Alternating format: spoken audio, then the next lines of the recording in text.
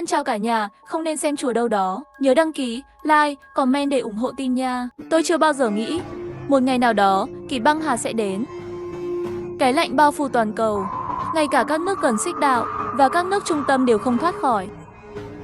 Lúc đầu chỉ là những chiếc áo lông được bán, ống nước đóng băng, mất điện toàn cầu. Sau đó, nhân viên đi sửa chữa chớt vì mất nhiệt. Hệ thống y tế bị tê liệt. Chỉ vỏn vẹn 1 tháng, nhiệt độ đã giảm xuống 100 độ, cả thành phố đóng băng. Cây còn chưa rụng lá đã bị đông lạnh thành bột. Các con sông và đại dương trên thế giới đều bị đóng băng. Không còn một giọt nước nào trên mặt đất. Nếu là thế mà, con người còn có thể chiến đấu, nhưng trước thiên nhiên rộng lớn, con người biết làm gì đây? Đây không phải là phim. Ngay tận thế cực lạnh thật sự đã đến. Sáng sớm, điện thoại reo như thôi miên. Tôi sốt ruột nhấc máy. Là chị họ đã lâu không liên lạc. Sao thế chị họ? Sớm như vậy đã gọi điện cho em. Tiểu Manh, sáng sớm đừng ngủ nữa. Nói cho em nghe một chuyện. Mỗi từ chị nói tiếp theo đây đều không phải đùa. Em phải nghe cho kỹ. Nghiêm túc như vậy. Có phải ở nhà đã xảy ra chuyện gì rồi không? Chị họ, chị đừng dọa em. Chị nói em nghe. Bên này chị nhận được tin. Kết quả giám sát mới nhất của Trung tâm Khí hậu cho thấy hiện tượng La Ni mạnh nhất trong lịch sử sẽ xuất hiện. Nhiều quốc gia ở vĩ độ cao. Vào đông sớm. Trước tiên là thời tiết ấm hơn. Sau khi ấm lên sẽ thấy nhiệt độ giảm mạnh. Đây là mùa đông sớm nhất của nhân loại. Dự kiến sau 1 tháng, thế giới sẽ có sự biến đổi khí hậu quy mô lớn chưa từng có. Cũng có nghĩa là đối diện với đóng băng. Cái gì? Chị họ đóng băng gì chứ? Ý chị là giống như trong phim ngày kia à? Đừng đùa nữa. Hôm nay không phải ngày cả tháng 4. Đây là tin mà cậu và mợ em làm việc ở cục khí tượng đã nhận được. Không còn thời gian nữa, bọn chị đã tìm được chỗ trú ẩn rồi. Cũng đã tích trữ vật tư. Em cũng nhanh chóng chuẩn bị đi. À đúng rồi, nói với bố mẹ em tin này nhé. Giọng của chị họ đột nhiên dừng lại. Điện thoại giống như bị ai đó cố ý cúp máy. Cái gì thế này? Chị họ, trò đùa này không vui đâu. Tôi không để ý, tiếp tục đi ngủ. Ngày hôm sau khi tôi xuống nhà lấy hàng, phát hiện nhiệt độ thật sự rất kỳ lạ. Đã tháng 11 rồi, nắng vẫn dịu và trời vẫn quang đãng. Tôi chỉ mặc một cái hoodie cũng không cảm thấy lạnh. Thậm chí muốn mặc áo cộc tay. 1 tuần sau, nhiệt độ vẫn ấm bất thường. Thậm chí còn có xu hướng ấm hơn. Tôi không thể không nghĩ đến lời của chị họ. Hình như chị họ không đùa với tôi.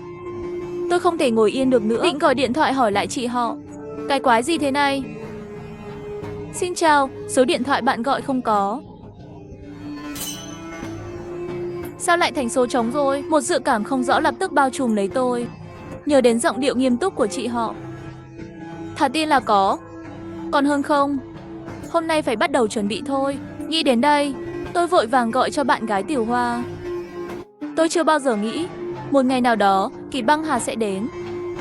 Cái lạnh bao phủ toàn cầu, ngay cả các nước gần xích đạo và các nước trung tâm đều không thể thoát khỏi. Kể từ khi chị họ tiết lộ tin tức về cực lạnh cho tôi, đã hoàn toàn mất liên lạc. Tôi mới nhận ra mức độ nghiêm trọng của chuyện này. Tôi phải làm gì đó để những người bên cạnh tôi có thể sống sót.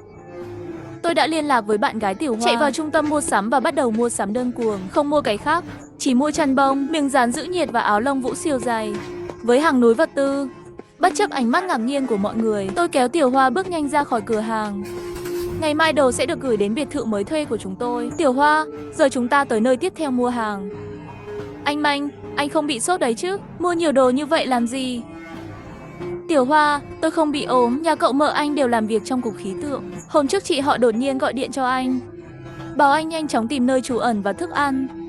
Nói là ngày tận thế đang đến. Lúc đầu anh không tin, nhưng gần đây nhiệt độ ngày càng không ổn. Chị họ anh chưa bao giờ đùa với anh như vậy. 1 tháng nữa nhân loại có thể sẽ phải đối mặt với cực lạnh. Mất 10 phút, tôi mới giải thích được nguyên nhân và hậu quả cho Tiểu Hoa. Mặc dù cô ấy nửa tin nửa ngờ, nhưng không thể xoay chuyển tôi, đi cùng tôi cả ngày. Mua rất nhiều thứ mà cô ấy cảm thấy không bao giờ dùng đến. Tôi luôn là fan của tận thế, xem vô số phim về tận thế, nhưng bây giờ tận thế thực sự có thể đến. Trong lòng tôi đột nhiên dâng lên một nỗi lo lắng và sợ hãi. Thời gian 1 tháng nói dài thì không dài, nói ngắn cũng không ngắn. 1 tuần đã trôi qua kể từ khi tôi biết tin, tính thêm mấy ngày đầu tháng trước. Bây giờ chỉ còn chưa đầy 3 tuần nữa. Tôi không thể trì hoãn thêm nữa. Tôi đã đăng một bài trên mạng nói về thời tiết bất thường gần đây. Có nhiều ý kiến của cá nhân tôi và danh sách những vật tư cần chuẩn bị. Nếu những người đọc được có thể tin thì tôi có thể giúp họ một tay rồi. Nhưng tôi chỉ là một cư dân mạng nhỏ bé, không có sức ảnh hưởng gì, phản hồi rất ít, chỉ có 10 mấy bình luận. Phần lớn bình luận đều là đang chế giễu tôi, nhưng một trong số chúng đã thu hút sự chú ý của tôi. Tên tài khoản của chị ấy là chị Vương bán xỉ trứng gà nuôi. Chị ấy đã thực sự nghiêm túc phân tích thời tiết khắc nghiệt. Người bạn cư dân mạng chị Vương bán xỉ trứng gà nuôi này bình luận nói, ý tưởng về tầng hầm 3 tầng dưới biệt thự thuê không có vấn đề gì, nhưng nhất định phải thêm bê tông chống đóng băng cả trong lẫn ngoài. Độ bền bê tông chọn C40, mức độ chống đóng băng chọn S300. Máy phát điện chạy bằng pin mặt trời là không thể thiếu, nhưng cần xây tường bê tông xung quanh. Phía trên sử dụng kính chân không. Trên mặt đất dù có phòng thủ thế nào thì cuối cùng cũng không thể ở được, cho nên phải trực tiếp xuống dưới lòng đất. Chị Vương bán xỉ trứng gà nuôi đưa ra những đề nghị này, như thể chị ấy đã thực sự đã trải qua nó. Tôi không ngần ngại mà, lập tức liên hệ với công ty sửa nhà tốt nhất địa phương, đem nguyên và những gì chị Vương bán xỉ trứng đã đề nghị nói lại cho họ. Mất rất nhiều công sức, lại thêm đủ tiền mới xong. Hôm nay công nhân sửa nhà đến giúp chúng tôi gia cố, giữ nhiệt. Vì tôi hào phóng, nên người sửa nhà rất nỗ lực, không chỉ hoàn thành nhanh chóng, mà chất lượng còn rất tốt. Thời gian hoàn thành sớm hơn 1 ngày so với dự kiến ban đầu. Khi sửa nhà, tôi còn bảo các thợ sửa nhà lắp một cái lò sưởi ống khói, phòng khi cần thiết. Tôi hào phóng cho một khoản. Trước khi họ đi, tôi đã tử tế nhắc nhở họ, có thể sắp hạ nhiệt rồi, phải chú ý giữ ẩm nhé. Anh trai, cậu nhìn thời tiết này đi, năm này chắc cũng không có tuyết rơi đâu. Bỏ đi, nói cũng không có ai tin. Hesi, cực lạnh ngày càng gần rồi. Trước giờ tôi chưa từng nghĩ một ngày nào đó tận thế sẽ đến, nhiệt độ giảm xuống 100 độ. Làm thế nào để thoát khỏi thiên tai cực lạnh này đây? Trong thời gian này, vật tư cũng lần lượt được giao đến. Biệt thự mới thuê, vật tư của chúng tôi lấp đầy cả một tầng hầm. Tôi đã đặt 300 thùng mì gói, 200 thùng lẩu tự sôi, 50 hộp đồ ăn nhẹ, 30 hộp bánh quy nén, 12 hộp xúc xích dăm bông, 10 hộp gia vị, 500 thùng nước đóng chai, 100 bình nước, 200 túi gạo, 1 tấn bột mì. Tôi đã mua tất cả các loại thực phẩm có thể bảo quản lâu dài, nếu không phải trong nhà không còn chỗ để nữa. Tôi đã muốn dọn sạch cả siêu thị rồi. Ngoài ra tôi còn mua một ít hạt giống, một số gia vị, hàng hóa, một số cát mèo. Tôi tưởng căn nhà tôi thuê đã rất lớn rồi, nhưng cảm giác vẫn chưa đủ. Các đồ có thể dự trữ lâu dài. Tôi lại mua thêm mỗi thứ một ít, thậm chí còn mua rất nhiều rượu, nếu nhiệt độ quá thấp. Uống rượu cũng có thể tránh lạnh. Tôi lại dự trữ rất nhiều thịt. Thịt có thể được bảo quản đông lạnh ở nhiệt độ thấp, thời hạn sử dụng cũng rất lâu dài. Chỉ là việc mua vật tư đã tiêu hết sạch tiền tiết kiệm của tôi rồi. Tôi phải bán sạch những món đồ yêu quý của mình, và căn hộ nhỏ vừa mua chưa được bao lâu. Và rất nhiều thẻ 7 viên ngọc rồng từng, mô hình siêu nhân, tôi đã từng cắn răng mua. Lại mượn thêm một khoản tiền lớn để mua các vật tư khác. Dù sao thì số tiền này trong tương lai cũng không dùng có đắt hơn, cũng không bằng mua một chiếc áo lông. Anh Hoa cũng chuyển hết cho tôi số tiền. Cô ấy đã tiết kiệm nhiều năm. Tôi rất kinh ngạc, cũng rất cảm động. Cô ấy là người duy nhất luôn ủng hộ tôi, cũng tin từng lời tôi nói một cách vô điều kiện.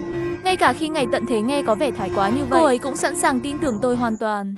Cầm số tiền này, tôi đã lắp đặt camera giám sát trước cửa nhà, để sau này quan sát tình hình trên này từ dưới tầng hầm. Những đồ trong nhà có thể đổi thành đồ chống lạnh được tôi đều đã đổi. Tôi vẫn hơi bất an. Tầng hầm 3 tầng, tôi lại tìm một nhóm công nhân sửa nhà khác, kiểm tra lại một lượt, xác nhận xem công nhân sửa nhà trước đó có cắt xé nguyên vật liệu và những công nhân này giúp tôi gia cố gạch đá xung quanh. Sau khi mọi thứ đã được chuẩn bị kha khá, tôi cũng đón bố mẹ tôi qua đây và mượn cớ nói với bố mẹ là tôi sắp kết hôn. Nếu nói với họ ngày tận thế sắp đến, họ sẽ không tin đâu. Họ sẽ cảm thấy mình có một đứa con trai ngốc nghếch. Bố mẹ của anh Hoa quanh năm đi công tác nước ngoài không về được. Anh Hoa đã gọi điện rất lâu. Sau màn lời dặn dò mới cúp máy, bố mẹ và anh Hoa ngồi cùng nhau, miệng cứ cười không ngớt, khen anh Hoa xinh xắn. Anh Hoa ngồi bên cạnh uống trà, trông nhà vui vẻ và ấm áp. Một ngày trước khi đóng băng, Tiểu Hoa kéo tôi đến cửa hàng trang sức xem nhẫn kim cương. Anh Hoa, đã đến lúc này rồi, sao còn phải mua nhẫn kim cương nữa? Nếu kỳ băng hà thực sự đến, em hy vọng nó có thể kỷ niệm những ngày cuối cùng chúng ta đã trải qua cùng nhau. Đến quầy nhẫn kim cương, tôi lóa hết cả mắt. Mặc dù kim cương tồn tại mãi mãi, những slogan quảng cáo về cái mãi mãi đều chỉ để hút nhiệt. Nhưng thành thật mà nói, tôi không nghĩ có cô gái nào có thể từ chối nhẫn kim cương. Đặc biệt là nhẫn kim cương do người đàn ông cô ấy yêu nhất tặng. Thấy một trong những chiếc nhẫn kim cương được cắt gọn gàng, anh Hoa đã ngắm nghía nó rất lâu. Chị chủ dường như thấy anh Hoa rất thích chiếc nhẫn kim cương này, rất tinh tế lấy nó ra giải thích cho anh Hoa về nguồn gốc của chiếc nhẫn này. Đằng sau mỗi chiếc nhẫn là một câu chuyện tình yêu lãng mạn. Tâm niệm của chúng tôi chính là dùng đoạn lãng mạn này chờ đợi một cặp đôi khác có được sự lãng mạn. Anh Hoa nghe đến mê. Tôi nhìn thấy sự mong đợi trong mắt anh Hoa. Không nói nữa, mua, nhẫn có giá, lãng mạn là vô giá. Chỉ còn một ngày nữa là cực lạnh đến. Tiểu Hoa, chúng ta nhất định có thể sống sót, phải không? Tôi chưa từng nghĩ có ngày tận thế cực lạnh sẽ đến. Nhiệt độ giảm xuống 100 độ, phải làm sao mới thoát khỏi thảm họa cực lạnh này đây? Hôm nay là ngày bắt đầu phải đối mặt với cực lạnh mà chị họ nói. Nhưng tôi ở bên ngoài cả ngày, không có bất thường gì, cho đến buổi tối. Anh Hoa, em có thấy hơi lạnh không? Anh Hoa không nói gì, mà nhìn lên bầu trời. Tôi nhìn theo. Hôm nay không có trăng, nhưng bầu trời vẫn còn ánh sáng. Là sáng kiểu không cần đèn đường chiếu sáng, vẫn có thể thấy rõ bầu trời. Tôi kinh ngạc nhìn anh Hoa. Bầu trời đỏ quá. Từ khi nào bầu trời chuyển sang màu đỏ rồi? Anh Hoa, sắp có tuyết rơi rồi sao? Anh Hoa gật đầu. Nhìn bầu trời đỏ rực. Chắc tuyết sẽ không rơi đâu. Tôi đưa tay ra. Một bông tuyết rơi vào lòng bàn tay tôi. Sự bất an bên trong lên đến đỉnh điểm. Có thể cực lạnh thực sự sắp đến rồi, mặc dù tôi đã chuẩn bị đầy đủ. Nhưng đối với tính xác thực của cực lạnh vẫn hơi khó tin, cho đến khi tôi cảm nhận được nhiệt độ của bông tuyết này. Bố mẹ, tận thế sắp đến rồi. Có thể bố mẹ không tin, nhưng con sẽ không bao giờ lừa bố mẹ. Lần này con đón bố mẹ tới đây cũng không phải vì con sắp kết hôn. Tôi mất nửa tiếng để giải thích cho họ. Sau khi nghe xong, sắc mặt bố mẹ rất nghiêm trọng, không nói một lời. Nhà cậu con vẫn ổn chứ? Chị họ nói họ đã tìm được một nơi ở an toàn rồi. Bố mẹ đừng lo, thảm họa sẽ qua thôi, chúng ta sẽ ổn thôi. Chị họ con cũng không phải là một đứa trẻ liều lĩnh và thiếu hiểu biết. Mọi chuyện 8-9 phần là đúng. Tận thế thực sự sẽ đến sao? Mẹ tôi vẫn không quá tin, không ai tiếp lời mẹ tôi. Biểu cảm của mọi người đều rất khó coi. Không ai mong muốn tận thế đến. Nhưng nếu đó là sự thật thì sao? Làm thế nào để chứng minh điều này không đúng? Bố thằng bé à? Giờ anh đi lái xe. Chúng ta đến cửa hàng tiện lợi 14 giờ mua thêm chút đồ. Chúng ta cũng phải làm việc cùng bọn trẻ. Không thể ngồi không tận hưởng được. Tối nay chúng ta sẽ ăn một bữa đồ ăn đặt dao không sạch sẽ. Cũng coi như là gia đình cùng nhau đón năm mới rồi. Bố mẹ đừng ra ngoài. Tiết bắt đầu rơi rồi. Tôi nóng lòng muốn gọi họ về, nhưng bố mẹ tôi không nghe. Tiểu Manh, không sao đâu. Chú, gì cũng không rảnh nổi. Hơn nữa hạ nhiệt cũng cần một quá trình. Họ muốn làm hết sức mình, giúp chúng ta mua đủ đồ. Cũng là để họ tự an tâm. Nhưng kỳ băng hàn này sắp đến rồi. Để hai ông già ra ngoài cứ thấy không ổn lắm. Chúng tôi ngồi ở cửa, đợi bố mẹ, nói đủ mọi chủ đề. Nhưng sau 3-4 tiếng, vẫn chưa thấy họ quay lại. Anh Hoa, lạnh quá, tuyết bắt đầu lớn lên rồi. Bố mẹ sẽ không xảy ra chuyện gì chứ? Tôi khịt khịt mũi, không khỏi ôm chặt hai cánh tay. Ngay lúc này, một chiếc xe Jeep đi cạnh một chiếc xe tải lớn tiến đến. Trên ghế phụ của xe Jeep, mẹ tôi đang vẫy tay với chúng tôi. Tôi nhanh chóng lên đón. Đứa trẻ này, bố mẹ đã đi 4 tiếng. Sao vẫn ở cửa chờ bố mẹ thế? Chỉ là tuyết rơi rồi, chúng ta phải lái chậm thôi. Nếu xảy ra chuyện gì thì ai chăm sóc cho các con? Con xem bầu trời đỏ rực này đáng sợ đến mức nào. Sắp có tuyết lớn rơi rồi. Anh ơi, anh cũng đừng nói chàng trai nhà anh nữa. Cậu ấy cũng là lo lắng cho hai người thôi. Lo tuyết rơi dày thời tiết sẽ thay đổi này. Mùa đông sắp đến rồi. Có 3-4 công nhân xuống từ xe tải, bắt đầu chuyển vật tư từ xe tải vào nhà. Khi mọi thứ được chuyển hết, bố đã cho công nhân vận chuyển một số tiền lớn. Cứ như vậy chúng tôi sắp xếp vật tư, bận rộn đến tận 1-2 giờ khuya, cũng không đặt đồ ăn về nữa. Tiện ăn luôn chút mì gói. Sau đó đi nghỉ ngơi. Gia đình tôi ở trong biệt thự 3 tầng, mỗi người chọn một phòng. Giờ vẫn chưa quá lạnh, không cần phải sống trong tầng hầm. Khi thức dậy, vì đã mở điều hòa, nên trong nhà rất ấm áp, mạng wifi vẫn có thể sử dụng.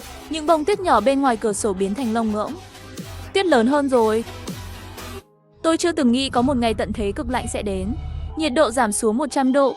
Phải làm sao mới có thể thoát khỏi thảm họa cực lạnh này đây? Theo tin tức trên đài, do nhiệt độ giảm, thành phố sẽ bắt đầu sưởi ấm vào ngày mai. Rất nhiều tin tức đưa tin hôm nay, nhiều khu vực đột nhiên xuất hiện báo tuyết. Khu vực cục bộ xuất hiện tuyết nhỏ và tuyết vừa.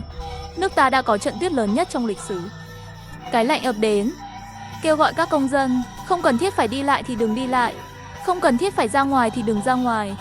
Chú ý phòng lạnh giữ ấm. Bố tôi đã sống hơn 50 năm. Đây cũng là lần đầu tiên nhìn thấy tuyết lớn như vậy. Bố mẹ của anh Hoa gọi điện cho cô ấy, thông báo tất cả đều bình an, thực phẩm và các vật tư khác đều rất đầy đủ. Họ nói chuyện một hồi lâu mới cúp máy. Tôi đi đến cửa sổ, qua cửa sổ biệt thự, nhìn tuyết trên bầu trời ngày càng lớn, tuyết trên mặt đất cũng ngày càng dày. Bông tuyết ban đầu có kích thước bằng đồng xu, giờ lớn như nắp bình nước, sau đó lại lớn như đầu những đứa trẻ. Bầu trời càng ngày càng đỏ.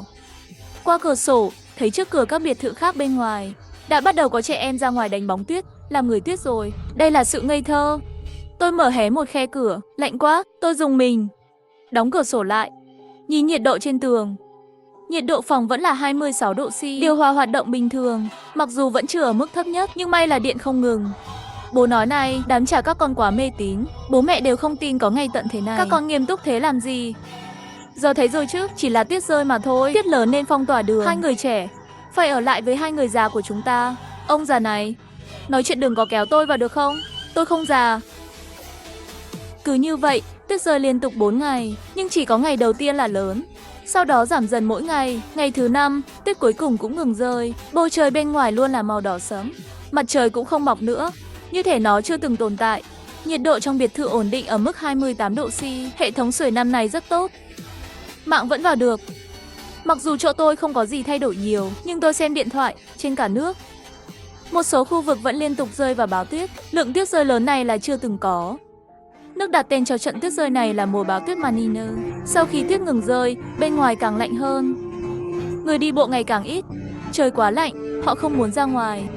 Từng ngày một cứ như vậy mà trôi qua. Nhiệt độ giảm mỗi ngày. Nhiệt độ trong phòng chỉ có thể dựa vào điều hòa mới có thể duy trì ở mức 28 độ C. Bên ngoài hiếm khi thấy người đi bộ và xe cộ. Mấy đứa trẻ đi đánh bóng tuyết mấy hôm trước cũng không ra ngoài nữa. Trong nhóm chat khu dân cư, mọi người đều bàn tán vì sao năm nay lại lạnh như vậy. Trên mạng, chúng tôi biết được tình hình ở các khu vực khác. Một số khu vực vì nhiệt độ thấp liên tục đã ngừng hết tất cả hoạt động ngoài trời.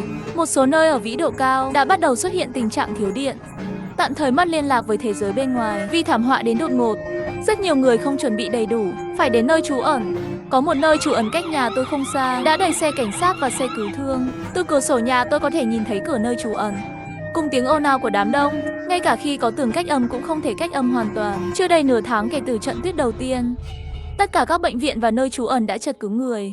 Bầu trời càng ngày càng đỏ, có vẻ như một trận bão tuyết mới đang đến. Tôi không ngờ một ngày nào đó, ngay tận thế cực lạnh sẽ đến. Nhiệt độ giảm xuống 100 độ. Phải làm sao mới có thể thoát khỏi thảm họa cực lạnh này đây? Thảm họa đến rất đột ngột. Rất nhiều người không có chuẩn bị đầy đủ phải đi lánh nạn. Mọi bệnh viện đều có xe cứu thương xuất đi. Nhân viên y tế mặc áo lông dày, trực ở gần nơi trú ẩn. Bệnh viện và nơi trú ẩn cũng đã đầy chật người. Nhưng may mắn là khu dân cư chúng tôi vẫn an toàn. Mỗi gia đình đều có một ít lương thực. Nguồn điện và giữ ấm đều bình thường, cũng không phải ra ngoài đi lánh nạn. Cứ như vậy một tuần nữa lại trôi qua. Hôm nay bên ngoài rất lạnh, nhiệt độ trong nhà theo đó cũng giảm xuống. Sao lại hơi lạnh nhỉ? Tôi xoa xoa tay. Anh Hoa nhìn nhiệt độ phòng 21 độ C. Rồi cô ấy bật điều hòa. Nhà chúng tôi không thể chỉ dựa vào việc sưởi ấm để giữ ấm nữa. Mặc dù thiết bị sưởi ấm vẫn có thể kiên trì được, nhưng hiệu quả không còn tốt như vậy nữa. Chỉ trong 2 tuần ngắn ngủi, biển ở thành phố ven biển đã bị đóng băng. Kính của một tòa nhà cao tầng ở thành phố bị vỡ do nhiệt độ cực thấp. Tuyết ở thành phố rơi không có dấu hiệu ngừng. Độ dày của tuyết đã vượt quá chiều cao của một người lớn. Đây là một thảm họa chưa từng có. Trước khi thảm họa xảy ra, càng có nhiều gió và nắng. Sự tàn phá phía sau càng kinh hoàng hơn. Hôm nay, trong khu dân cư đã có rất nhiều người lái xe đi rồi. Mặc dù hệ thống sưởi vẫn có thể duy trì được, nhưng có lẽ thức ăn trong nhà không còn nhiều nữa. Trong nhóm các chủ hộ khu dân cư cũng vô cùng sôi nổi. Một số người bỏ đi nói, cái gọi là nơi trú ẩn rất tệ. Mặc dù ấm áp nhưng đông người. Chỉ có thể ngủ trên sàn của trung tâm mua sắm. Ăn bánh quy nén được phân phát mỗi ngày. Cực khổ lắm. Một số vẫn đang giữ vững lập trường. Tôi nghĩ đó chỉ là một trận tuyết lớn, không cần phải coi trọng. Mua thêm chút lương thực là được rồi. Một tin nhắn từ nhóm các chủ hộ đã thu hút sự chú ý của tôi. Nhà ai có thuốc không? Con tôi bị sốt rồi. Giúp chúng tôi với. Tôi nhớ đến những đứa trẻ chơi đánh bóng tuyết một thời gian trước. Không biết có phải là một trong số đó không? Anh Hòa có chút không nỡ lòng, muốn hỏi xin địa chỉ của chủ hộ đó, nhưng lại bị tôi ngăn lại. Tôi biết trong những ngày tận thế, nếu để lộ vật tư ra ngoài, chắc chắn sẽ mang đến cho chúng tôi những nguy hiểm chưa từng biết trước đây. Trên bàn ăn, chúng tôi mấy ngày trước còn có thể cười cười nói. Giờ chỉ có thể ngồi lướt điện thoại mà không nói một lời. Luôn theo dõi tình hình thảm họa nhiệt độ thấp ở khắp mọi nơi. Trong vòng 1 tháng, nhiệt độ ngoài trời trong thành phố của tôi đã giảm xuống âm 40 độ C. Đây là khái niệm gì vậy? Bố tôi đưa điện thoại cho chúng tôi. Ở ngoài vài tiếng sẽ bị lạnh đến ngất xỉu. Mẹ tôi thở dài. Bây giờ tầng 1 của biệt thự không thể ở được nữa. Ở thêm 1 phút nữa tôi cũng lạnh không chịu nổi. May là hệ thống sưởi vẫn có thể duy trì được. Chúng tôi bàn bạc chút, chuyển tất cả vật tư trên mặt đất xuống tầng hầm. Chúng tôi chuẩn bị đợi sau khi hệ thống điện bị hỏng, sẽ chuyển đến sống ở tầng hầm, tương đối an toàn và ấm áp. Thời gian trôi qua thêm vài ngày nữa, trời lạnh hơn rồi. Nhiệt độ trong nhà cộng thêm điều hòa chỉ có thể duy trì đến 16 độ C. Chính vào lúc này, có một tiếng động lớn từ nơi trú ẩn cách đó không xa. Hình như có một cuộc bạo động. Tôi chưa từng nghĩ tới có một ngày tận thế cực lạnh sẽ đến. Nhiệt độ giảm xuống 100 độ. Phải làm sao mới có thể thoát khỏi thảm họa cực lạnh này đây? Nơi trú ẩn đột nhiên có tiếng động lớn, khiến chúng tôi giật mình. Hình như là tiếng kính vỡ. Tôi nhìn theo hướng phát ra âm thanh. Là kính bên ngoài của nơi trú ẩn bị đập vỡ. Có rất nhiều người và xe ở cổng nơi trú ẩn. Họ đang cãi nhau về vấn đề gì đó. Các nhân viên bảo vệ thậm chí còn lấy ra khiên chống đạn. Người quản lý cũng không thể kiểm soát được nữa. Ở hiện trường, đám người đông đúc người chen vào nơi trú ẩn. Một số người thậm chí còn lao thẳng vào.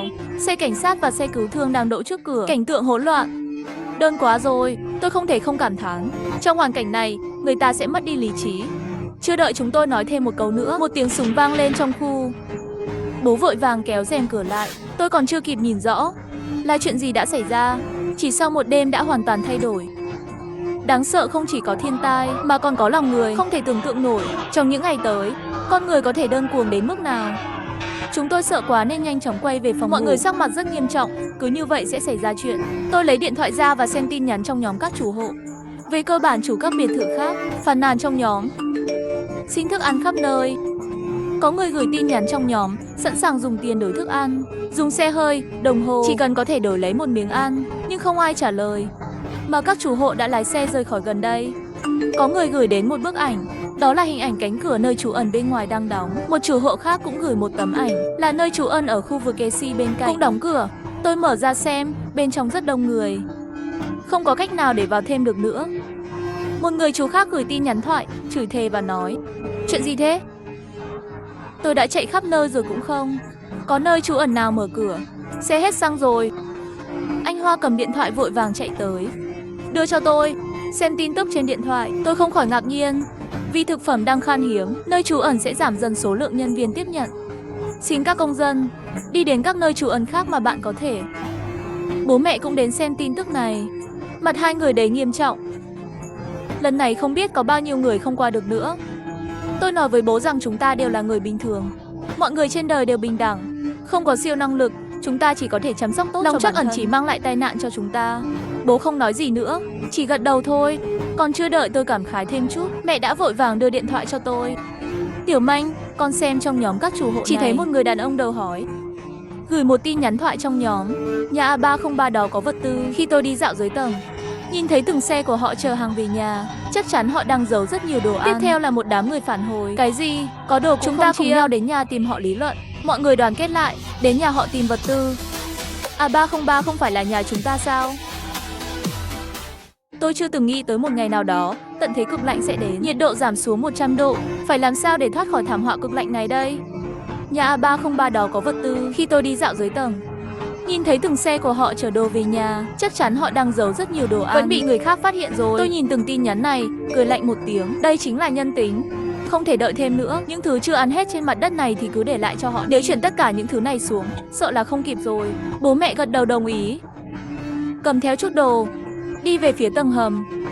Tôi kết nối mạng camera trong nhà với điện thoại di động, nhân tiện tắt điều hòa không khí đi. Sau đó mở tất cả các cửa sổ trong nhà, mang theo điều khiển từ xa, cố gắng giảm nhiệt độ trong nhà xuống mức thấp nhất có thể. Như vậy, những người đến nhà tôi cướp đồ tiếp tế sẽ không thể ở lại lâu.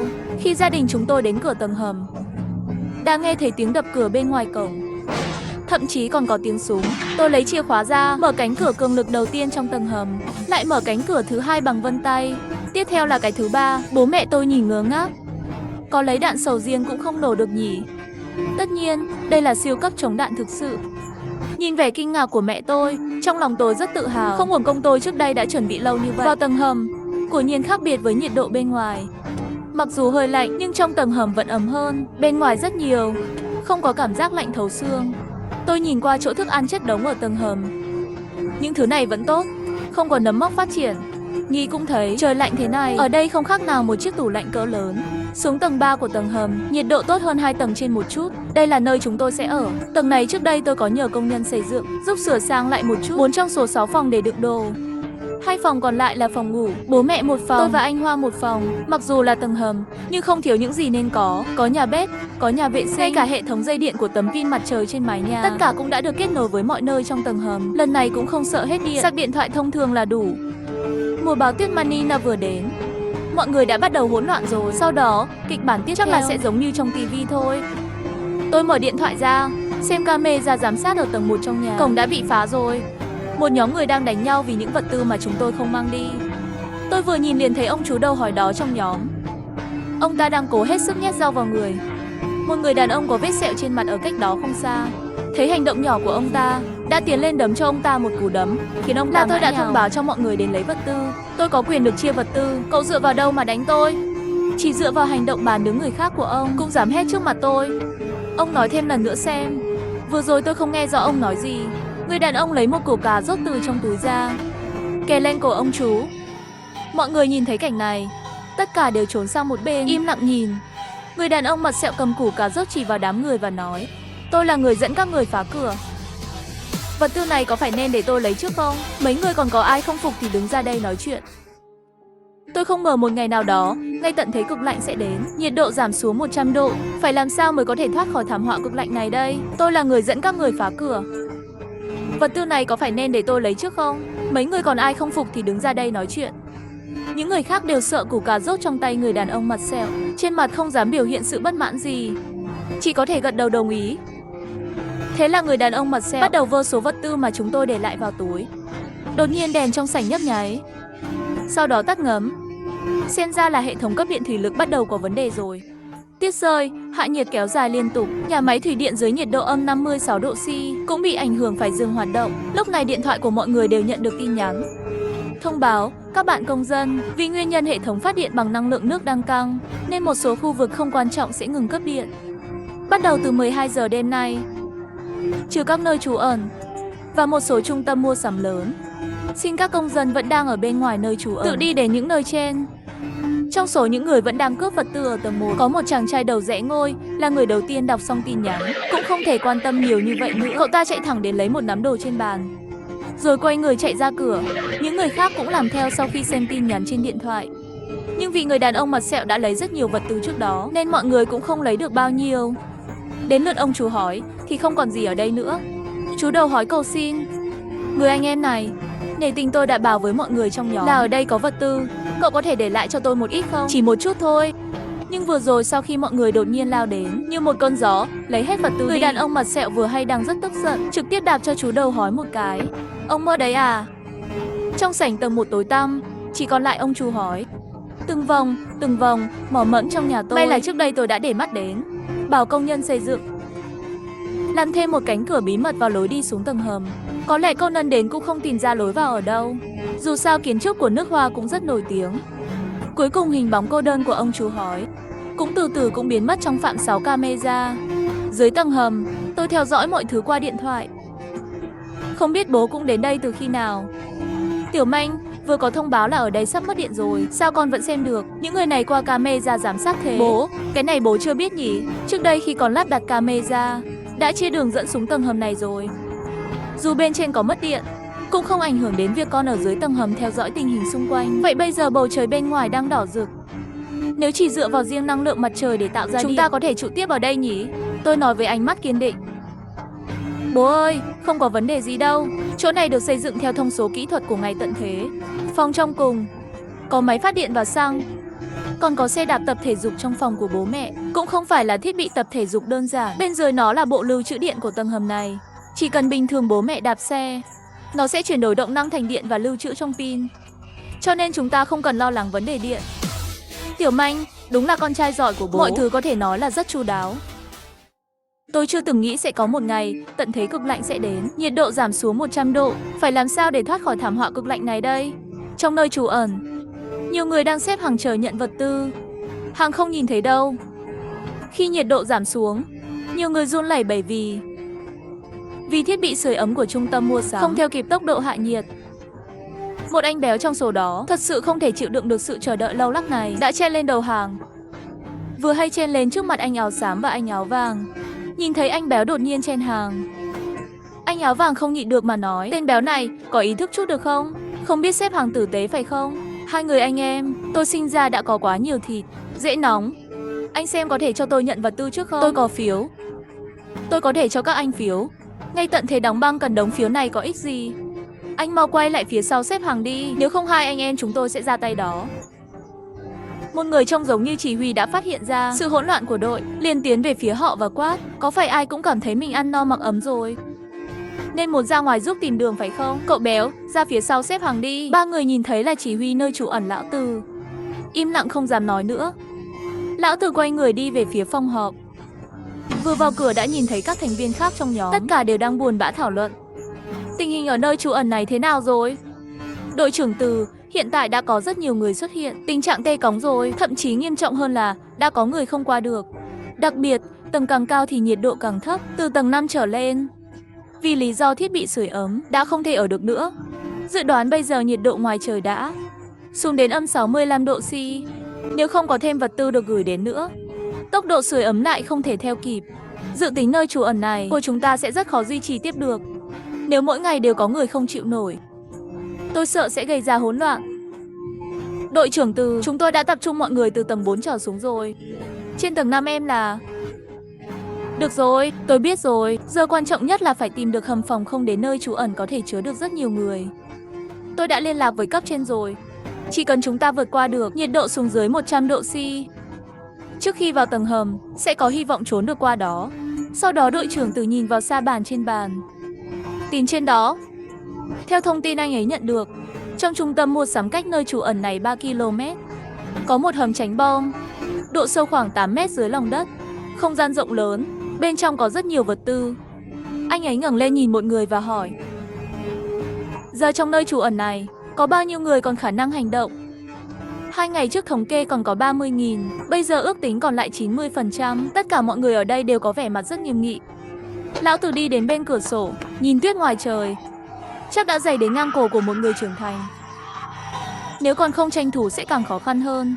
Cả một mảng trắng xóa, muốn đi bộ đến hầm tránh bom cách đó 3 km, có thể tưởng tượng được khó khăn đến nhường nào. Anh ấy lấy la bàn ra xem phương hướng. May là la bàn vẫn hoạt động bình thường. Tôi không ngờ một ngày nào đó, tận thế cực lạnh sẽ đến, nhiệt độ giảm xuống 100 độ. Phải làm sao để thoát khỏi thảm họa cực lạnh này đây? Chúng ta phải lập tức đi tìm hầm tránh bom.